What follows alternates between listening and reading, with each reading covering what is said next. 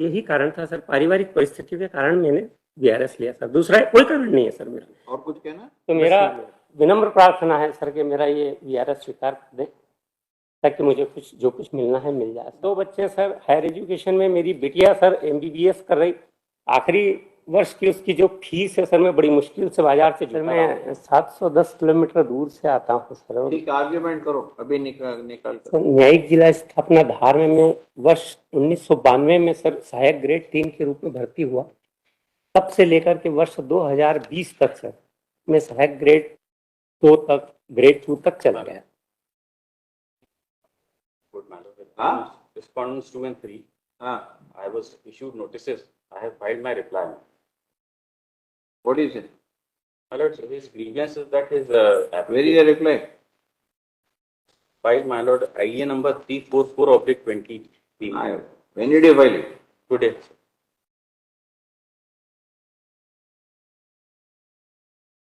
He attached with the file. Have you given him a copy? My lord, in fact, he was appearing in person, so we have emailed him. All right, give him a copy. Let him see it. उसको दे दो। Reply है आपके पास? नहीं sir, अभी दिए sir, दस्तावेज दिए आपने। ले लो और एक पढ़ के आना, फिर देखेंगे।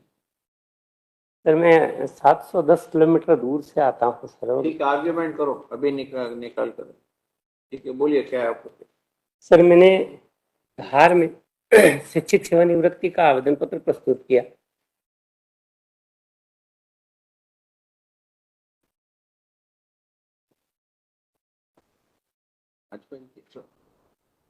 यस, बोलिए।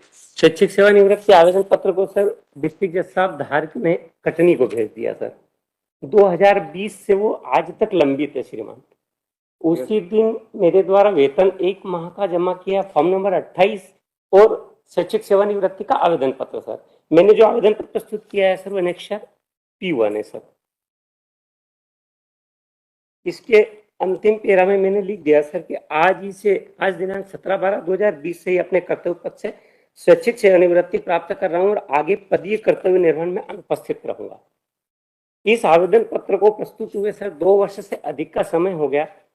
कटनी डिस्ट्रिक्ट जज के यहाँ मेरे द्वारा सर एक अभ्यावेदन 8/4/2021 को एनेक्शर P3 पेश किया सर। उसमें पूरे पेंशन नियम 1976 की सारी कंडिकाएं सर, स्पेसिफिक नियम 42(1)A मेरा जो आवेदन है वो इसमें कवर होता है सर। और इसके बाद में सर क्या किया इन्होंने, 4 माह बाद सर कटनी डिस्ट्रिक्ट जज ने मेरे विरुद्ध एक विभागीय जांच शुरू करने का आरोप पत्र तैयार किया।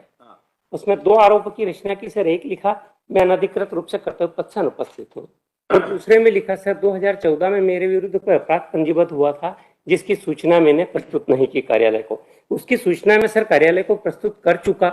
मेरे द्वारा डिस्ट्रिक्ट जज कार्यालय धार से अपनी दी हुई सूचना की जानकारी सूचना के अधिकार में मांगी, मुझे नहीं दी सर। मैंने एनेक्शर P5 में इसका उल्लेख किया सर। इसके बाद सर मेरे द्वारा 29/10/2021 को फिर एक निवेदन पत्र भेजा सर। उसके बाद 20/12/2021 को फिर एक निवेदन पत्र भेजा।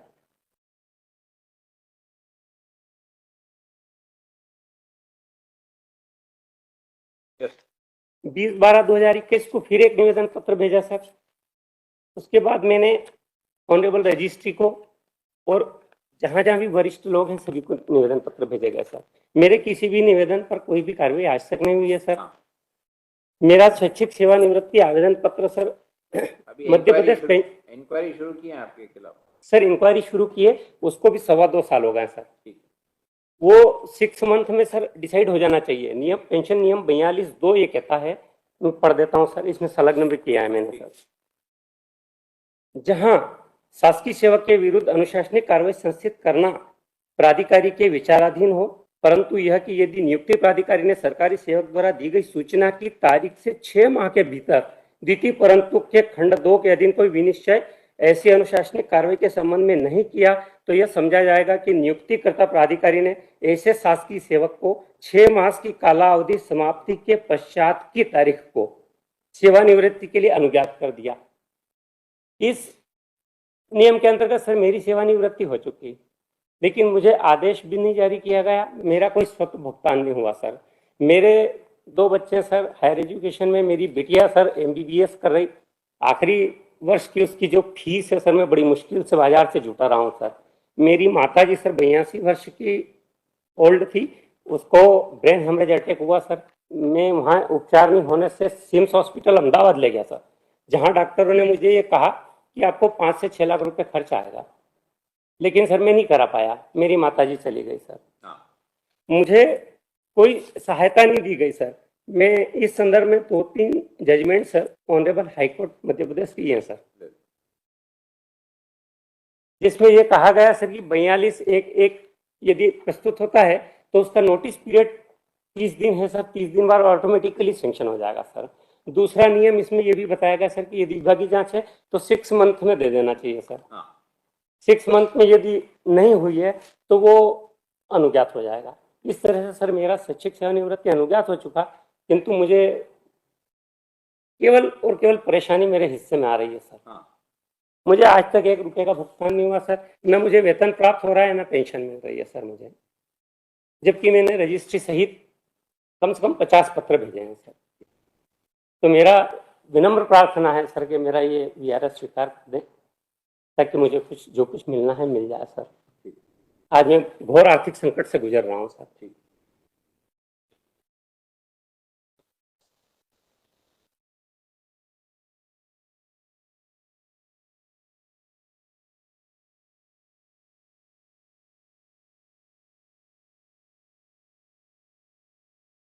My lord, this is not a first round of litigation.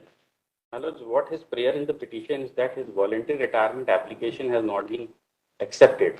Yes. My lord, the basic facts are this, my lord, that he was posted at Dhar, district court Dhar, whereby he was transferred on the 16th of December 2020. He did not comply with the order. And subsequently, my lord, on 17/12, on the very next day, he submitted an application for seeking voluntary retirement before the district judge Dhar. That was not considered and he was relieved.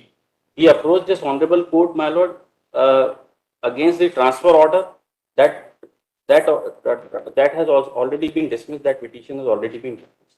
Then again he approached this When honorable. was he transferred? He was transferred to Katni. When? My lord, he was transferred on 16/12/2020. When did he give voluntary retirement? 17/12 on the very next day, 2020. What did you do with that application? My lords, we said that now since you have been transferred to district judge Dhar, the district court Dhar, you first join there and thereafter your case will be considered.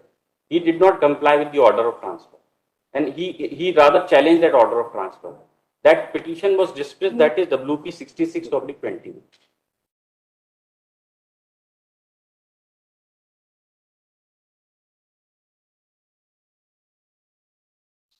Yes. Then, my lords, what happened that he then approached this honorable court, raising the same grievance in WP 4340. That, my lords, that he has annexed that order also of this honorable court. Now, this honorable court in para 9, if my lords, I may draw my lords' attention to that order of the honorable court, para 9, that is annexure P2, page 6. It's yes. The court has said that, I'll read it. The presiding officer, Sadanpur, has not committed any error in relieving the petitioner. The fact of pendency of D has not been denied by the petitioner. And in terms of circular referred to by the respondents, his prayer for voluntary retirement cannot be acceded to until its conclusion. To face this D, the petitioner has to remain present at District Court Katni. Therefore, in our considered opinion, in the peculiar facts and circumstances of the case, it would not be appropriate to revert back the proceedings to the same point or ask the district judge Dhar to first permit the petitioner to rejoin at the same place, call back his service record, and to consider his application for voluntary retirement thereafter. It would further complicate the situation as the question of competency to conduct the department inquiry of the petitioner by the Anyway, these are all decided earlier. yes, ma'am. Now, my lord, This is the second round. now this in the second round, my lord, he comes with a new ground that as per the pension rules, rule 42, there is a deeming provision. I have reproduced that. आपकी याचिका dismiss हो गई। Sir मेरा उसके उस बाद आप supreme court भी सर मेरा इसमें सर सुप्रीम कोर्ट में ऑर्डर खत्म हो गया। सर दोबारा आप सेम रिलीफ के लिए कैसे याचिका लगा सकते? सर मैं डिस्ट्रिक्ट जज कटनी के विरुद्ध आया सर कि आप स्वीकार कर दें। धार में तो मना कर दिया सर ऑनरेबल कोर्ट ने, तो मैंने हाथ जोड़ के मंजूर कर लिया, एक्सेप्ट कोई बात और कुछ क्या? नहीं। लेकिन कटनी तो कर दे सर स्वीकार मेरा, और कुछ कोई भी कर दे सर। देखेंगे। सर कुछ बोलना है? बस यही निवेदन था सर कि कटनी कर दें तो मुझे कोई दिक्कत नहीं है। मैंने सर जो धार के लिए मांगा था वो केवल और केवल इसलिए मांगा था सर कि पेंशन प्रकरण बनाने में मुझे सर सपत्नी को वहाँ जाना रहेगा और वो मेरे यहाँ से 800 किलोमीटर दूर पड़ता सर। मेरे परिवार में दूसरा कोई व्यक्ति नहीं है सर, और केवल एकमात्र यही कारण था सर, पारिवारिक परिस्थिति के कारण मैंने वीआरएस लिया सर, दूसरा कोई कारण नहीं है सर मेरा। और कुछ कहना? बस यही निवेदन था। डिसमिस्ड।